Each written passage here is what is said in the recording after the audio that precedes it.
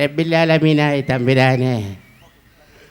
മോനെ എടുത്തോ, മോനെ വേഗം എടുത്തോ, വീയരുതട്ടാ.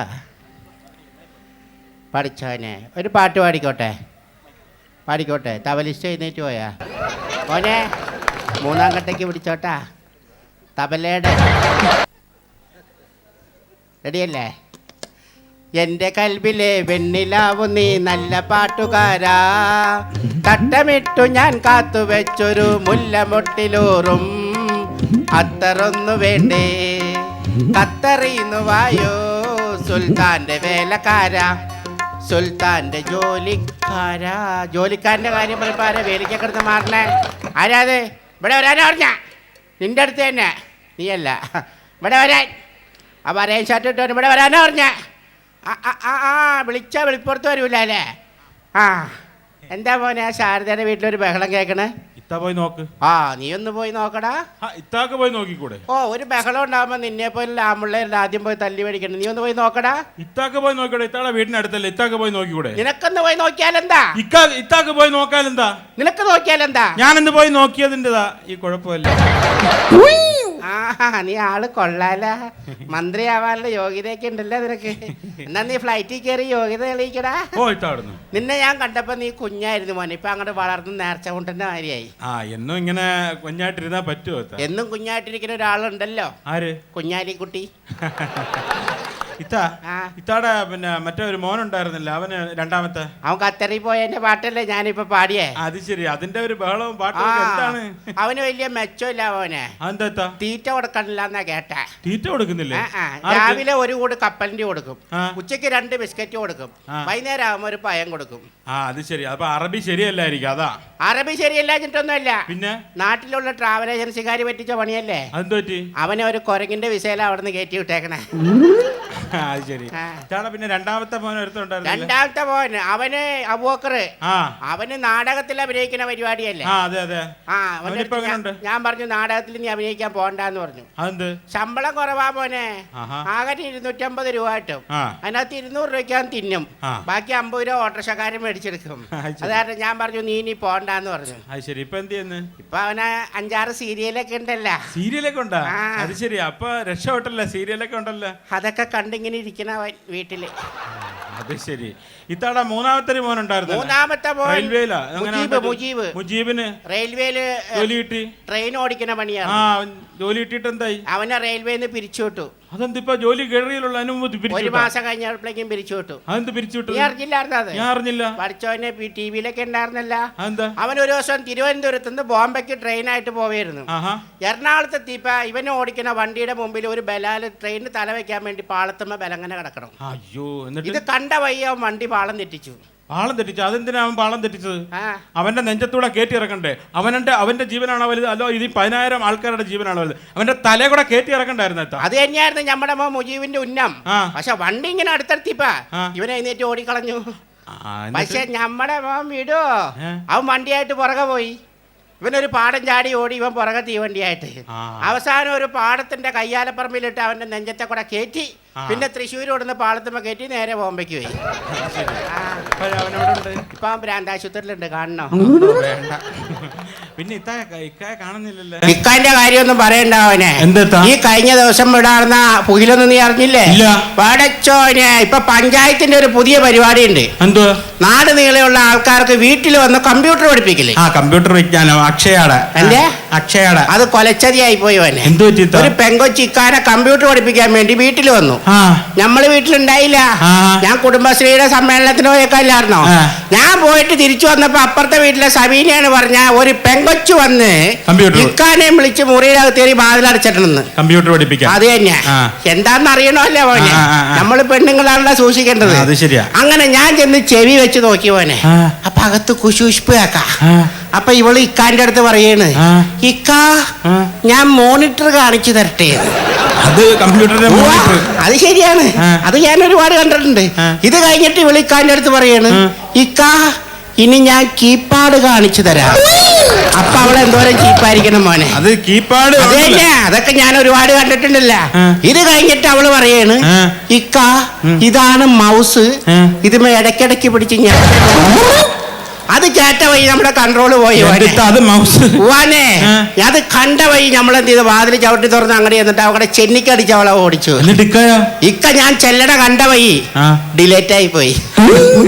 ഇപ്പൊ രാവിലെ ഇവിടുന്ന് പോയതാ മോനെ. എവിടെ ഇപ്പൊ ഏതോ ഷാപ്പിൽ അടിച്ച് ഓഫായിട്ട് കിടപ്പുണ്ടാവും. അതെങ്ങനെ എത്താക്കറിയാം ഷാപ്പിൽ അടിച്ച് ഓഫായി കിടക്കാണെന്ന്? ഞാൻ ഇക്കാനെ ഈ കുറച്ചു മുമ്പ് മൊബൈലിൽ വിളിച്ചു. മൊബൈലിൽ വിളിച്ചപ്പം ഒരു പെണ്ണുമുള്ള എടുത്തേ. അവള് പറഞ്ഞു ഒന്നില്ലെങ്കിൽ പരിധിക്ക് പുറത്താ അല്ലെങ്കിൽ ഓഫാണെന്ന് പറഞ്ഞു. അത് റേഞ്ച് ഇല്ലാഞ്ഞിട്ടാ. അത് നിന്നോടാരാ പറഞ്ഞേ? ഇക്കാക്ക് റേഞ്ച് ഇല്ലാന്ന്. അത് മൊബൈലിന്റെ റേഞ്ച് ഇല്ലാന്ന് തന്നെ ഞാനും പറഞ്ഞ മൊബൈലിന് റേഞ്ച് ഇല്ലാണ്ട് ഇവിടുന്ന് സ്ഥലം പറ്റി ഹൈറേഞ്ചിൽ പോയി താമസിക്കാൻ പോണതാ. അത് തന്നെയല്ല മോനെ, ഇക്കാക്ക് സുഖമില്ലാടാ. സുഖമില്ല? എന്ത് പറ്റി? രാവിലെ ഒരു 7 മണിയാവുമ്പോ മൂത്രം ഒഴിക്കും. മൂത്രം ഒഴിക്കും? അതെല്ലാരും സാധാരണ ചെയ്യുന്ന കാര്യങ്ങളല്ല, അതൊന്നും അസുഖമല്ല. അസുഖമല്ല? അല്ല. പിന്നെ ഒരു 9 മണിയാവുമ്പോ എന്റെ നെഞ്ചുവേദന ഉണ്ടോ? വയറുവേദന? നടുവേദന? പിന്നെന്താ? അപ്പീടും. അയ്യേ, അതൊക്കെ എല്ലാരും ചെയ്യുന്ന കാര്യമാണ്. അതൊക്കെ ഒരു അസുഖമല്ല. അസുഖമല്ല? അതൊന്നും അസുഖമല്ല. അസുഖമല്ല? അതൊന്നും അസുഖമല്ലെന്ന്. പക്ഷെ ആളെ എഴുന്നേക്കണത് 10 മണിയാവുമ്പോഴാണ്. അത് ശരി. അപ്പൊ കിടക്കപ്പായി തന്നെ കിടന്ന് അപ്പൊ അതൊരു അസുഖമാണ്. അത് അസുഖമാ. നീയല്ലേ പറഞ്ഞ അസുഖമല്ലാന്ന്? അത് അസുഖ. ഞാൻ ഇപ്പൊ തന്നെ എന്റെ വൈഫിനെ ഒന്ന് വിളിച്ച് പറയട്ടെ. ഞാൻ നിന്റെ അടുത്ത് പറഞ്ഞ നീ എന്തിനാ പെട്ടെന്ന് വൈഫിനെ വിളിച്ചു പറയണേ? അല്ല, അവളുടെ വിചാരം ഞാൻ മാത്രം ഇങ്ങനെ ഈ ലോകത്ത് ചെയ്യുന്നുള്ളെന്നാ. അത് ശരി. അപ്പൊ നീ ആ ടീമാണല്ലേ? അത് തന്നെയല്ല മോനെ, ഞങ്ങള് തമ്മിൽ ഡൈവേഴ്സ് ആവാൻ പോവാ. അതെന്താ? ശരിയാവൂല. ഞങ്ങള് തമ്മില് നേരിട്ട് കണ്ടു കഴിഞ്ഞാൽ അപ്പ പാമ്പും കീരിയാണ് മോനെ. അതെന്ത് പറ്റി? അത്രയ്ക്ക് വലിയ പ്രശ്നങ്ങളോ വല്ലതും ഉണ്ടോ? പ്രശ്നം എന്തോന്ന് അറിയാൻ വേണ്ടി ഞാനൊരു കബഡി കളിക്കാരന്റെ അടുത്ത് പോയി. കബഡി കളിക്കാരനല്ല, കബഡി നിരത്തുകാരൻ. അത് തന്നെ, കബഡി ഇങ്ങനെ നിരത്തുന്ന ആള്. ജോത്സ്യന്റെ പാട്ടുകാരിയല്ലേ? അത് റിമിറ്റോമി അല്ലേ? അതെ തന്നെ. അങ്ങനെ അയാളുടെ നിർത്തി നോക്കിയപ്പോ അയാൾ ഇങ്ങനെ കബഡി കളിച്ചിട്ട് പറഞ്ഞു, നിങ്ങളുടെ കുഴപ്പം കൊണ്ടല്ല, പിന്നെ നാളിന്റെ കുഴപ്പം കൊണ്ടാ നിങ്ങളിങ്ങനെ വൈക്കൂടണെന്ന് പറയണേ. നാളിനെന്തോ കുഴപ്പം? ഇത്തടെ നാളെന്തോ? എന്റെ നാള് നല്ല ആളല്ലേ? എന്തോ ഇത്തടെ നാള്? മകം പിറന്ന മങ്കി. അത് നിന്റെ ഉമ്മുമ്മ. ഇക്കടെ നാളെന്തുവാ? ഇക്കാന്റെ നാള് കൊള്ളൂല. എന്തോ നാള്? ആയില്യം. ആയില്യം പാമ്പിന്റെ നാളല്ലേ? പാമ്പ് എന്ന് പറഞ്ഞാൽ നല്ല ബെസ്റ്റ് അല്ലേ ആയില്യം? ഇക്കാന്റെ നാളാ? ഇക്കാന്റെ ആവൂല. പാമ്പ് നല്ല, ആയില്യം നല്ലതാണ്. ഇക്കാന്റെ ആണാ? പാമ്പിന്റെ നാളാ അത് ശരിക്കും. പാമ്പാണെന്ന് പറഞ്ഞിട്ട് കാര്യമില്ല അവനെ. പാമ്പാണെങ്കിൽ ഒന്ന് കൊത്തണം, അല്ലെങ്കിൽ ഒന്ന് ചീറ്റണം, അതല്ലെങ്കിൽ പത്തിയെങ്കിലും വിടർത്തണം. ഇത് ചുമ്മാ വേലിമ ചുറ്റി പണിഞ്ഞു കിടന്നിട്ട് ഞാൻ പാമ്പാണെന്ന് പറഞ്ഞിട്ട് എന്താ എന്റെ പൊന്നിട്ടാണ്. പിന്നെ നിങ്ങൾ ചുമ്മാ അനാവശ്യം പറ. നിങ്ങളുടെ മക്കളൊക്കെ ഉള്ള മക്കളുണ്ടായിന്ന് പറഞ്ഞപ്പോ പ്ലാവ ഉമ്മ എല്ലാ കൊല്ലം ചക്ക ഉണ്ട്. അതിന് ഉടമസ്ഥൻ വല്ല വളമിട്ടിട്ടാ? നീ ഇങ്ങനെ വീട്ടിൽ വരുമ്പോ എപ്പോഴും ഇങ്ങനെ തോളത്തിട്ട് വിളാമ്പല്ലേട്ടാ. എനിക്ക് കൺട്രോൾ കിട്ടിയാലും ചിലപ്പോ നിനക്ക് കൺട്രോൾ കിട്ടിയെന്ന് വരില്ല. അത് തന്നെയല്ല മോനെ, ഇക്കെങ്ങാനും ഇപ്പൊ വന്നു കഴിഞ്ഞാൽ ഇക്കാക്ക് സംശയോടാ. ഈ വയസ്സ് കാലത്താ? അല്ല, അത് പറഞ്ഞിട്ട് കാര്യമില്ല. ഈ മുതലിനെയാ ഇക്കാക്ക് ഒടുക്കത്തെ സംശയമാണ്. ഇപ്പൊ നമ്മളെ തമ്മിൽ വർത്താനം പറഞ്ഞു കഴിഞ്ഞാണ്ടല്ല, നമ്മളെ തമ്മിൽ കഥ ഉണ്ടാക്കും. അതുകൊണ്ട് നീ വേഗം പൊക്കോ. എവിടെ വഞ്ഞുണ്ടടാ? നീ എവിടെയെങ്കിലും പോയി ഒളിക്ക്. ഇക്ക നമ്മളെ കണ്ടു കഴിഞ്ഞാൽ ശരിയാവൂല.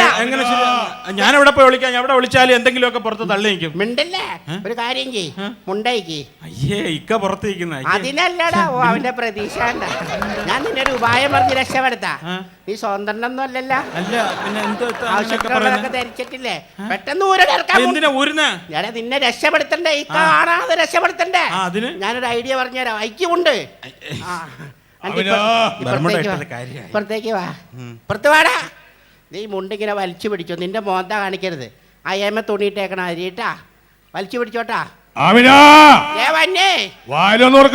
വാതില് തുറക്കാൻ പോവാണ്. ഈ വാതിലാണെങ്കിൽ തുറക്കാനും പറ്റണില്ലല്ല. പോരെ.